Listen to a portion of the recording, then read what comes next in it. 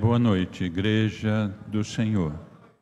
Que essa noite a gente possa receber do Senhor a mensagem que Ele separou desde a eternidade e que a gente possa viver, sentir, aplicar, colocar em exercício tudo aquilo que Deus tem preparado para cada um de nós. Estamos na série As 4 expectativas para 2024. É um final de ano e com preparação, com colocação daquilo que vamos realizar no próximo ano. E o texto da série, sendo As 4 expectativas do Senhor, a primeira expectativa foi Pibã, uma igreja maravilhosa. E hoje vamos falar sobre Pibã, uma igreja conselheira. E para buscarmos o respaldo teológico de tudo aquilo que estamos transmitindo, eu gostaria de ler, é o texto principal da série, Isaías capítulo 9, versículo 6. Porque um menino vos nasceu, um filho se nos deu. O governo está sobre os seus ombros, e o seu nome será Maravilhoso, Conselheiro, Deus Forte, Pai da Eternidade e Príncipe da Paz. Queridos, com esta responsabilidade, nós temos que fazer aqui uma análise, uma reflexão sobre um tema que é conselho. Porque a igreja Pibã é uma igreja conselheira. E eu gostaria de trazer aqui uma reflexão. E essa reflexão fala sobre os milagres do Evangelho de João. Então vamos primeiro analisar um pouco o que acontece com os evangelhos. Primeiro, o evangelho de Mateus, cuja palavra-chave, cujo foco é Jesus, o Rei. A palavra-chave do livro de Marcos é Jesus, o servo. E a palavra-chave do livro de Lucas é Jesus, Filho do homem. E o Evangelho de João, que é diferente dos 3 primeiros evangelhos citados como evangelhos sinóticos, fala como e tem como foco, a palavra-chave é Jesus, Filho de Deus. Então, o Evangelho de João é dividido em 2 partes que a gente pode colocar. O primeiro, até o capítulo 13, nós vamos encontrar aí uma série de encontros, mais ou menos 14 encontros e 7 milagres. Então, é evidente que milagres pode ter algumas colocações, alguns significados, algum direcionamento sobre o que é milagre. E quando se fala nos milagres, a gente tem que compreender que em função deles há um objetivo a ser alcançado, um objetivo a ser atingido. Então, como vamos falar, não dos encontros, porque são 14, seriam muitas coisas, vamos analisar os 7 milagres do Evangelho de João. Se nós pegarmos o Evangelho de Mateus, Mateus apresenta 29 milagres. O livro de Marcos apresenta 24 milagres.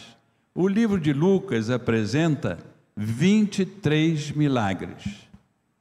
Então, por que o livro de João, o Evangelho de João, apresenta apenas 7 milagres?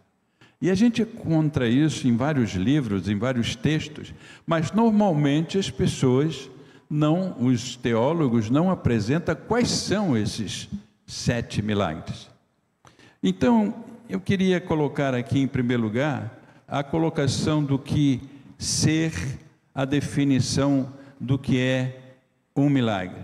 Milagre é todo o acontecimento onde há uma manifestação de Deus, uma manifestação divina, na qual ele interfere na parte física do homem. É evidente que tem outros tipos de milagres. Por exemplo, o milagre quando Jesus apareceu no cenáculo, em que ele atravessa as paredes.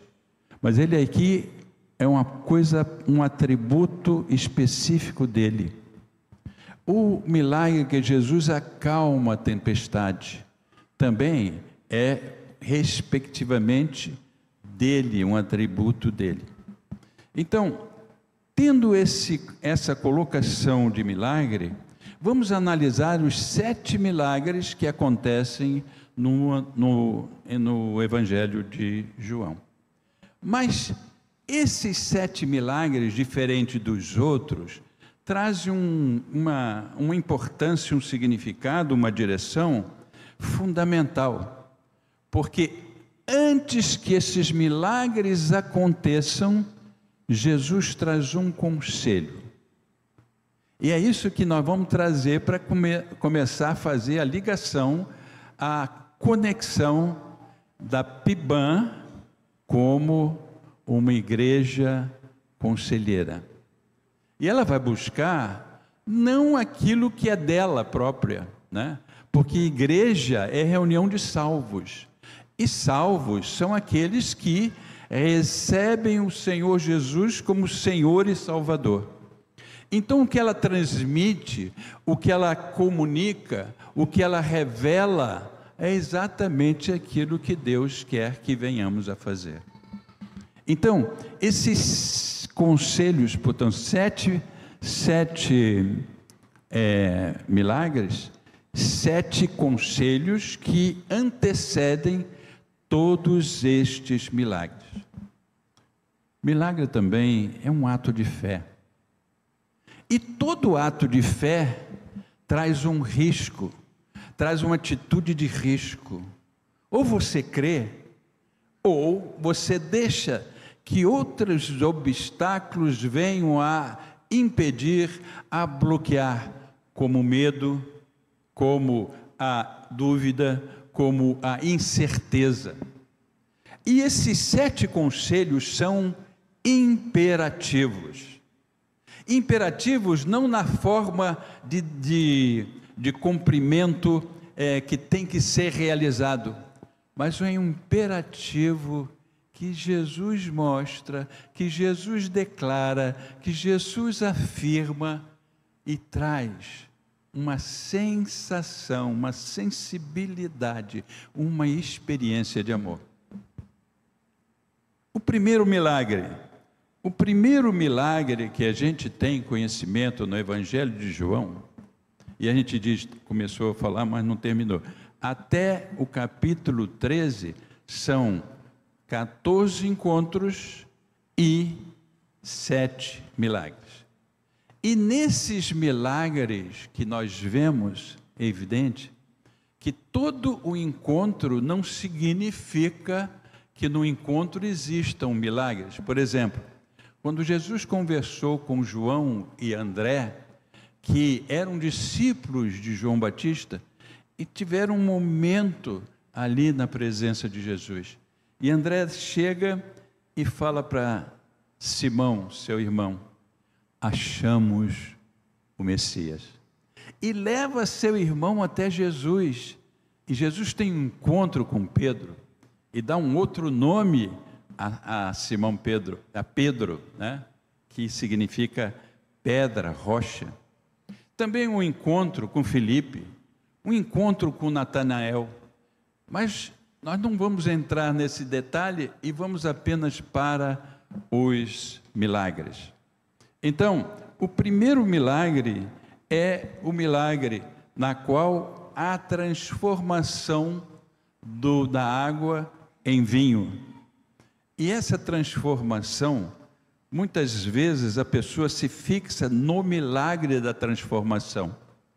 Mas o milagre maior não é a transformação da água em vinho, é a declaração de Jesus, do casamento de Jesus com a sua igreja.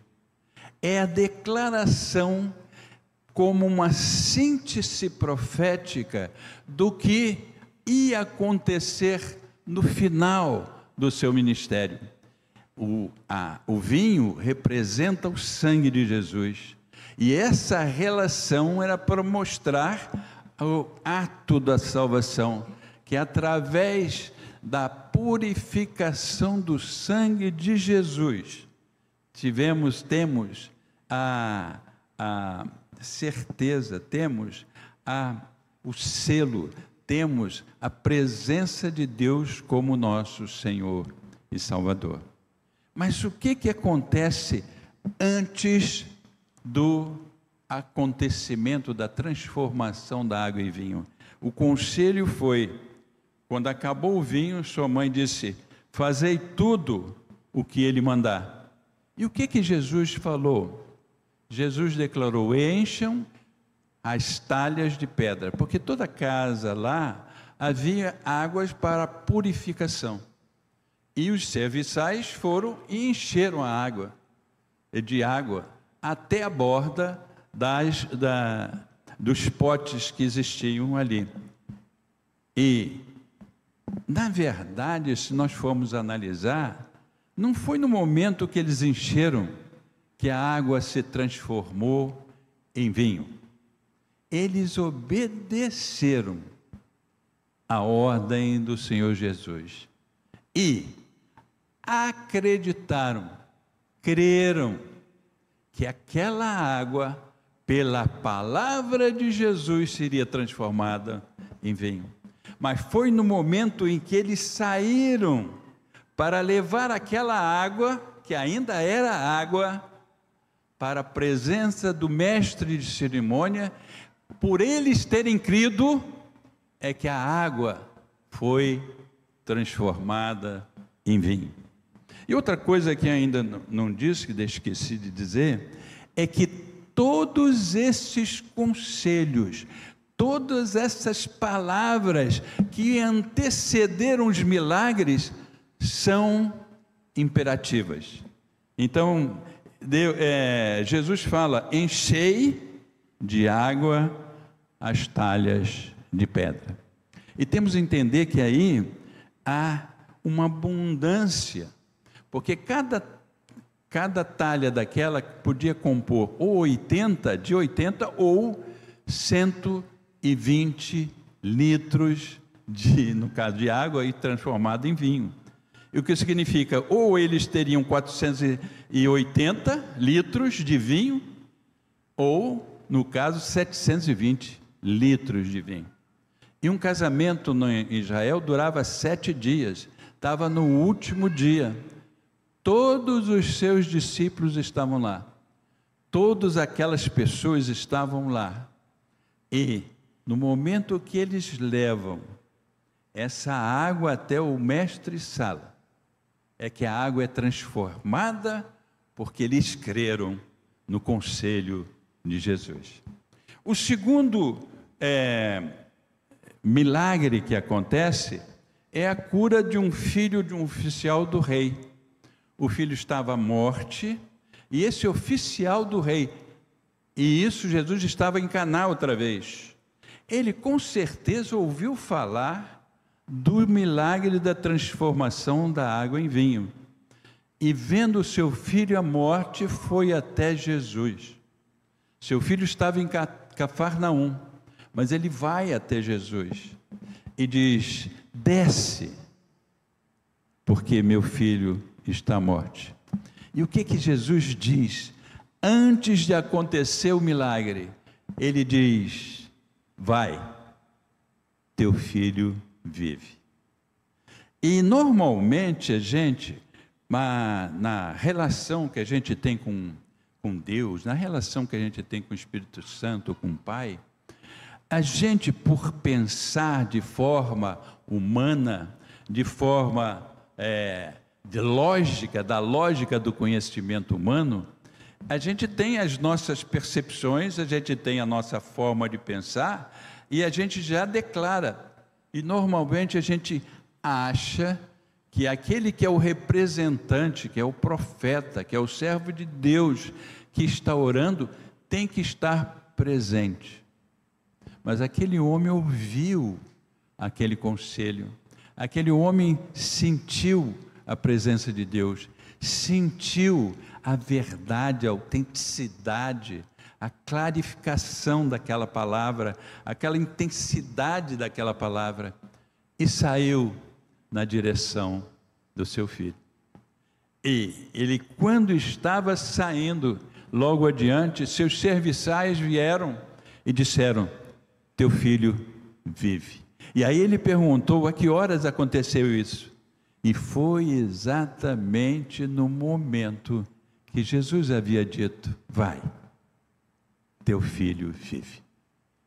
E nós temos que, na composição de todos esses milagres, a gente entender que é um propósito de Deus, que existe uma missão para cada um de nós, e a verdade é que nós temos que seguir exatamente aquilo que Deus nos fala. E muitas vezes o que Deus nos fala está fora da curva, está fora de sentido, está fora da relação de lógica que nós sabemos. Mas nós temos que seguir o que Deus nos mandou fazer, apesar da dificuldade, apesar de entendermos a impossibilidade de realização. O terceiro milagre foi o milagre do aleijado, do homem que estava lá no tanque de Betesda, e o paralítico estava ali há 38 anos. 38 anos ele ia para lá, para o tanque de Betesda, que significa casa de misericórdia. 38 anos, ele era determinado, mas quando Jesus chegou, olhou e disse assim: queres ser curado? Ele, em vez de dizer e gritar, quero, preciso agora da cura, não, ele começou a justificar que durante 38 anos ele estava ali e não havia conseguido alcançar a bênção de ser curado.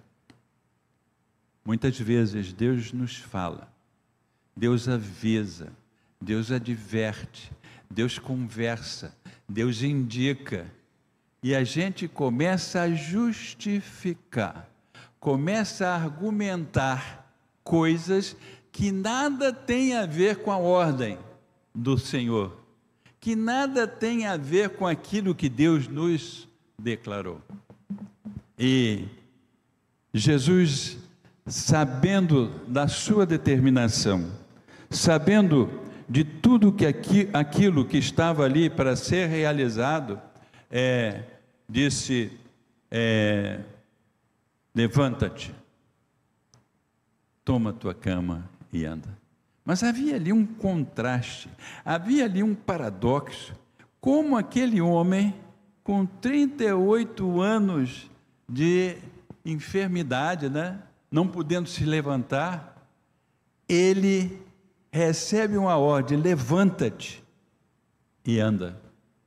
Às vezes as ordens do Senhor, o conselho do Senhor, é tão enfático, tão pragmático, tão envolvente, tão totalizado, que a gente, pelo impacto da palavra dele, pelo impacto da revelação dele, a gente não cumpre aquilo que devemos fazer: seguir exatamente e fazer exatamente aquilo que Deus nos mandou fazer. O quarto milagre foi a multiplicação dos pães e peixes. Qual foi o conselho de Jesus, depois deles terem falado durante o dia todo. Jesus havia recebido a informação que João Batista tinha sido degolado por ordem de Herodes Antipas. E ele estava triste e se retirou. E os seus discípulos também, que vinham de uma campanha de evangelização, também estavam cansados. E o próprio texto de Jesus diz que eles não tinham tempo nem para comer. E eles se retiraram. Mas aquelas pessoas que viram Jesus sair de Cafarnaum para a direção de Betesda, eles contornaram o mar da Galileia e chegaram primeiro que Jesus. Mas Jesus, apesar da sua tristeza, apesar da sua incompreensão, dessa violência tão grande feita contra João Batista, apesar disso, Deus escutou a ansiedade, a vontade daquele povo que queria ver sinais, mas também queria ouvir a palavra de Deus. E Deus começa a falar, a ensinar sobre o reino de Deus. Então, quando a tarde começa a cair, todos os discípulos vieram a Jesus e disseram: dispensa a multidão, para que eles possam ir pelas cidades e comprar alimento. Mas qual foi a ordem de Jesus dada aos seus discípulos? Falou: dai-lhes vós mesmos de comer. Uma impossibilidade, porque eles não estavam em Betsaida, eles estavam um pouco afastados, e diz o texto que havia uma relva. O que Jesus falou?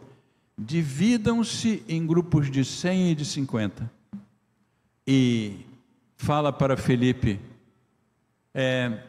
quanto será que vamos gastar para comprar pão para alimentar? Eles não tinham. E nós temos ali a colocação, se a gente for analisar também lá o bom samaritano, quando acolheu aquela pessoa que foi agredida, violentada, deixou na estalagem e deu 2 denários. E Filipe disse: nem 200 denários. Mas se nós fizermos um cálculo aproximado, nós deveríamos ter ali aproximadamente umas 12.000 pessoas. Então o denário representava o salário de um dia, o valor de um dia de salário. E eles não tinham recurso, porque se fossem 12.000 pessoas, teriam que pelo menos 12.000 denários para dar comida para todos. Irmãos, dos 12.000, só uma pessoa tinha um lanche com 5 pãezinhos, era um rapaz, e 2 peixes, porque eles sabiam que até chegar à presença de Jesus era demorado, e eles precisavam de alguma coisa para se alimentar. Será que em toda aquela população, só uma pessoa? Eu acredito que várias pessoas tinham os seus pães, lanche, para fazer uma alimentação, mas só um se disponibilizou para entregar aquilo para a bênção de todos. Dai-lhe vós de comer. Uma ordem impossível de ser realizada, uma ordem incompreensível para aquele momento. Dai-lhe vós de comer. Mas temos que entender também o lado espiritual. O que nós temos nesses 7 milagres é um perfil da igreja de Jesus Cristo. Momentos diferenciados, problemas diferenciados, que Jesus, pelo seu amor, pelo olhar, porque o próprio texto diz: Jesus via ali ovelhas que não tinham pastor. Dai-lhe vós de comer. O 5º milagre foi a cura de um cego de nascença. Jesus viu aquele cego passando, E foi e buscou trazer para o seu coração, para a sua vida, coisas que ele não entendia, que ele não compreendia. Na época, quando a pessoa era um aleijado, quando a pessoa era um paralítico, quando a pessoa tinha algum defeito, a forma da pessoa dizer que eles eram amaldiçoados era cuspir na direção da pessoa. E o que Jesus fez? Ele quebrou aquela maldição, cuspindo para dizer que aquilo era bênção. E com a sua saliva e com a terra fez lodo, colocou nos olhos. Mas disse: vai e lava-te no tanque de Siloé, que significa enviado.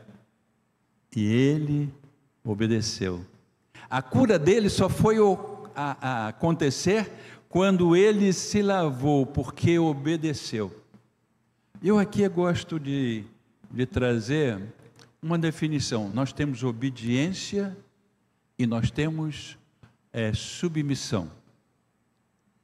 Para mim, eu interpreto obediência como um compromisso formal, como um compromisso legal, como uma coisa superficial.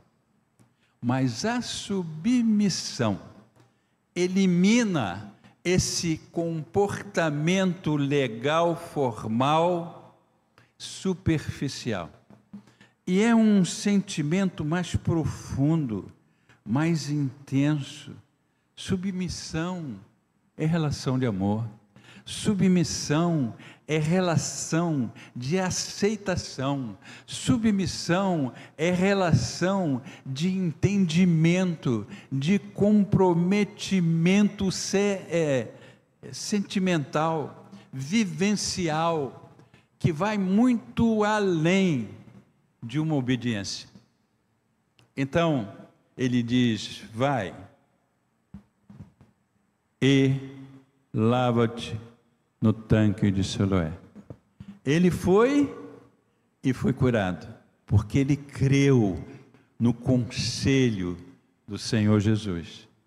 E volta e começa então todo o questionamento, porque ele tinha sido curado num sábado.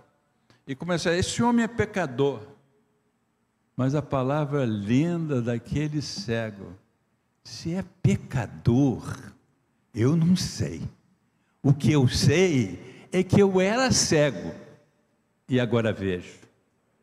Que nós, como servos do Senhor, apesar de não compreendermos o conselho de Deus, apesar de não entendermos as palavras do Senhor, apesar de não levarmos em profundidade o significado, a realidade, a concretude daquilo que Deus fala, se aceitarmos o conselho do Senhor, vai nos refrigerar a alma, vai nos amadurecer, vai fazer com que nós possamos compreender e viver aqueles momentos capitais, aqueles momentos vivenciais na presença do Senhor.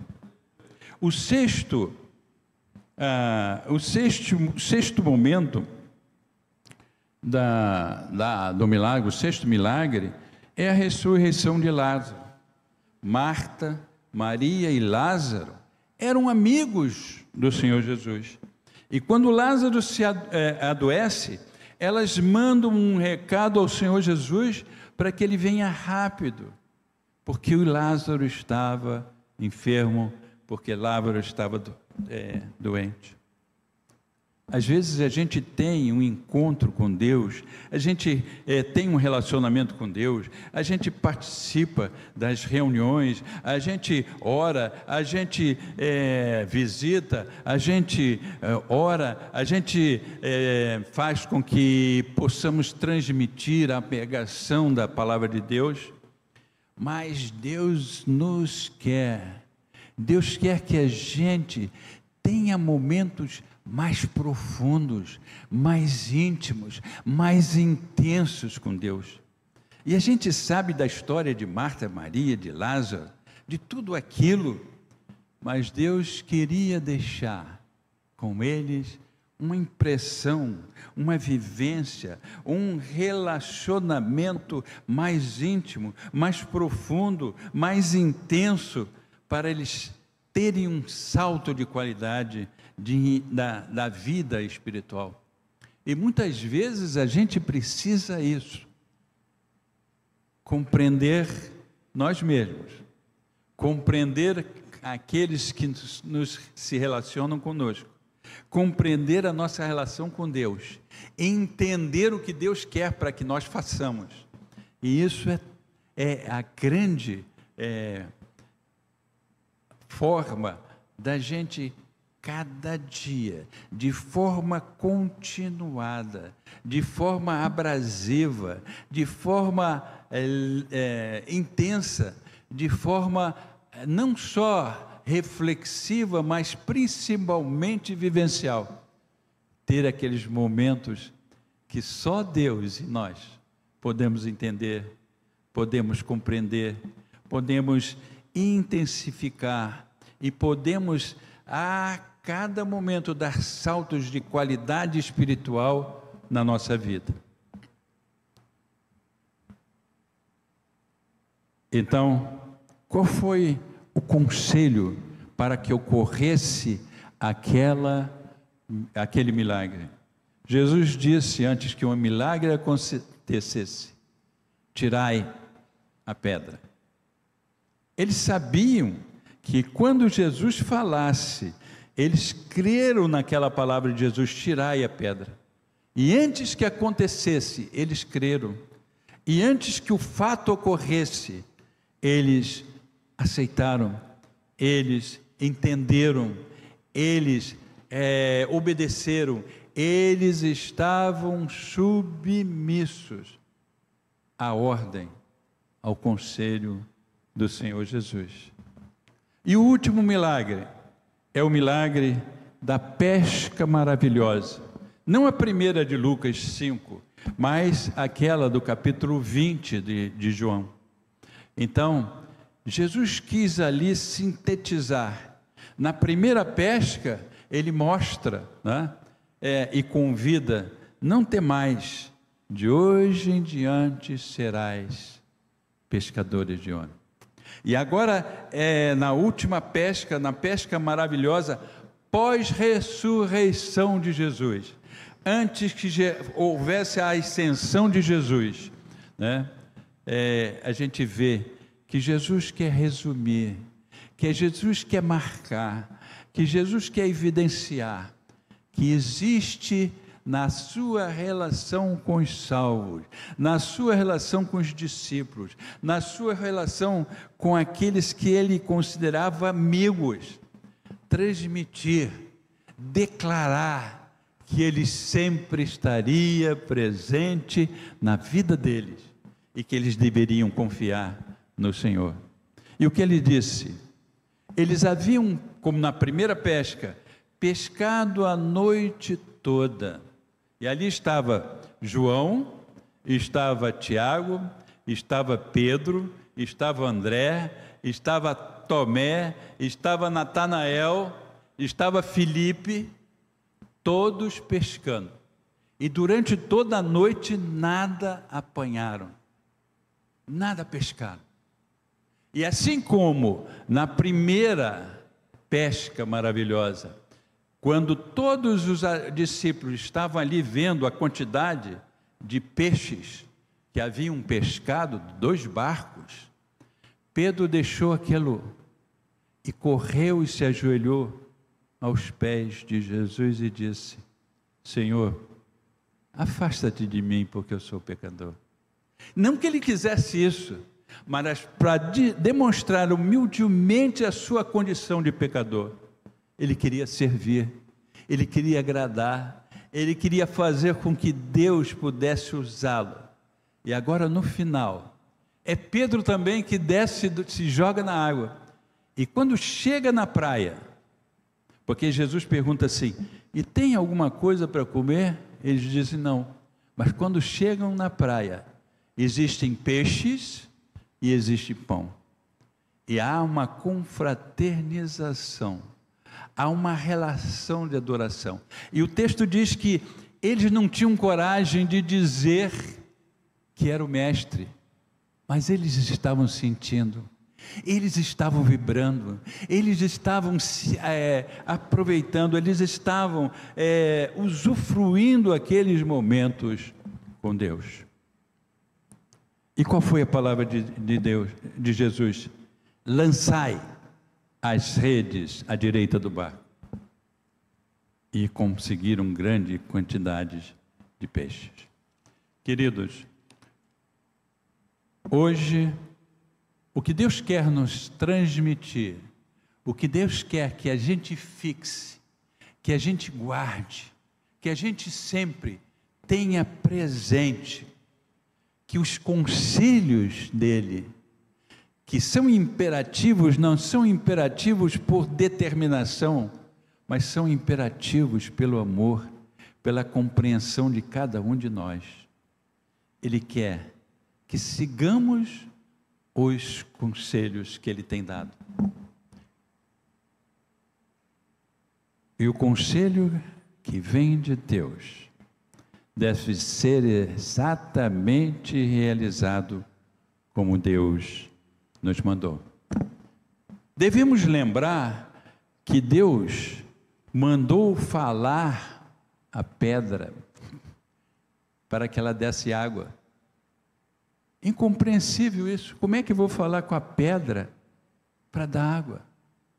Mas esse é o conselho de Deus. É incompreensível, para a nossa cabeça é impossível, não pode ser realizado. Mas você deve fazer exatamente como Deus mandou.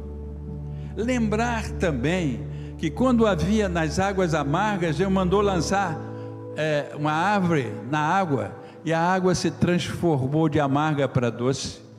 Impossível, incompreensível, não entendível na lógica do conhecimento humano. Devemos entender também que Deus mandou Moisés bater com o cajado no mar, e rachou o mar, e dividiu o mar. Como é que eu vou bater com o cajado e vai dividir o mar? São coisas que só Deus, são coisas que só a relação com Deus, são coisas que só a comunhão com Deus, são coisas que só a adoração com Deus pode explicar. Devemos lembrar também, que no campo da batalha, Josafá, com um exército que ele tinha de 1.187.000 homens, estava lutando com um exército muito maior que eles, e ele foi para a batalha cantando louvores. Impossível, não compreensível, louvar indo para o campo de batalha. Devemos lembrar também que isso não tem sentido. Por exemplo, quando foram cobrar de Jesus o imposto, ele fala com Pedro: Pedro, vai lá e pesca um peixe, e vai encontrar uma moeda, e aí você paga o teu tributo e o meu.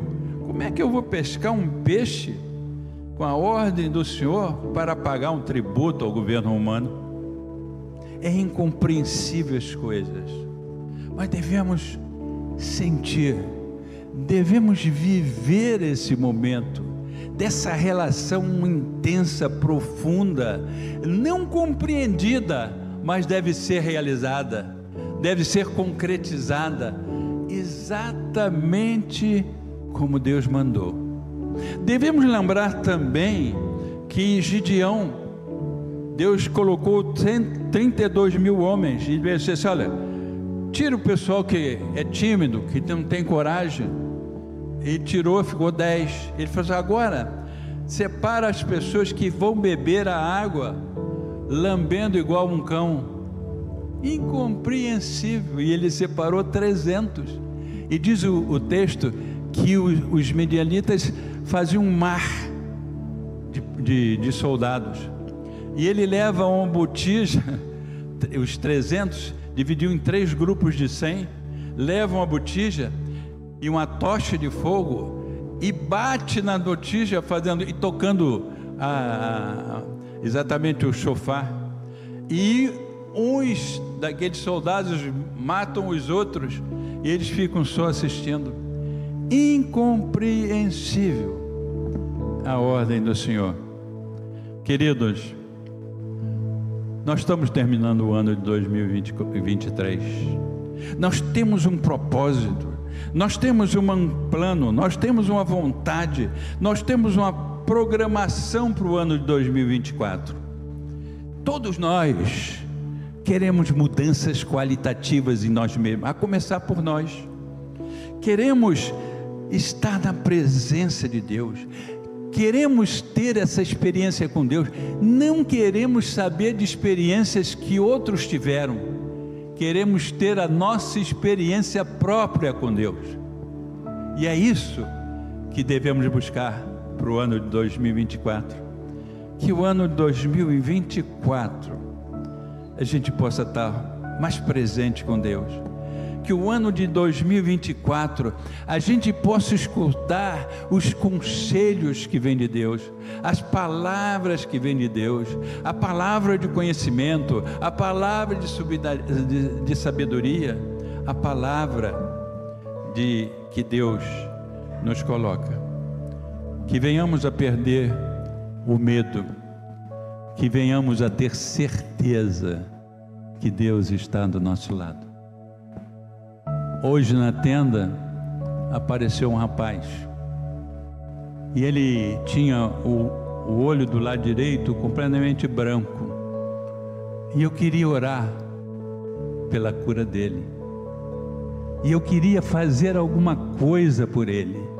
De todas as formas, de todos os jeitos, eu busquei para que ele se declarasse, que ele quisesse, que ele pedisse para a cura de sua visão. Não sei se Deus ia cumprir, não sei se Deus ia realizar o milagre, mas o importante é saber que a obra é de Deus, que a vontade é de Deus, que nós somos canais, que nós somos instrumentos na mão de Deus para fazer a obra de Deus e não a nossa. Quando Deus falar conosco, não temos que nos justificar, não temos que argumentar, não temos que contradizer, não temos que ter medo, não temos que ter incerteza, não temos que ter dúvida, mas ter a certeza que Deus quer nos usar, que o ano de 2024 a gente possa escrever uma história mais qualificada de vida espiritual e dizer: meu Deus, perdoa os meus pecados, perdoa os meus medos, perdoa as minhas indecisões, perdoa as minhas dúvidas. Eu quero estar presente na sua mão, para que a sua obra seja realizada, e que toda a honra e toda a glória seja dado a nosso Deus. Que Deus nos abençoe.